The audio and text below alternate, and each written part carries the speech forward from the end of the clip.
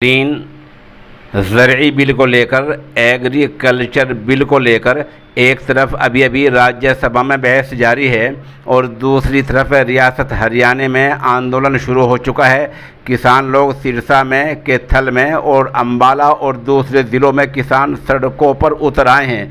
किसानों ने दिल्ली और चंडीगढ़ हाईवे को छोड़कर तमाम रोडों के आज बंद करने का ऐलान किया है। किसानों ने कहीं टोल पर कब्जा कर लिया है, कहीं बस अड्डे पर कब्जा कर लिया है और कहीं रोड को मुकम्मल जाम कर दिया है। इस सब से डरकर हरियाणा के वज़ीर आला जनाब मनोहर लाल खट्टर ने ऐलान किया कि चौधरी सर छोटू राम ने कहा था कि किसान अपने दुश्मन को भी पहचाने, और अंदर खाने खट्टर ने यह अंदाज़ा दिया, ये इशारा किया कि पुलिस किसानों के साथ नरम रवैया रखे।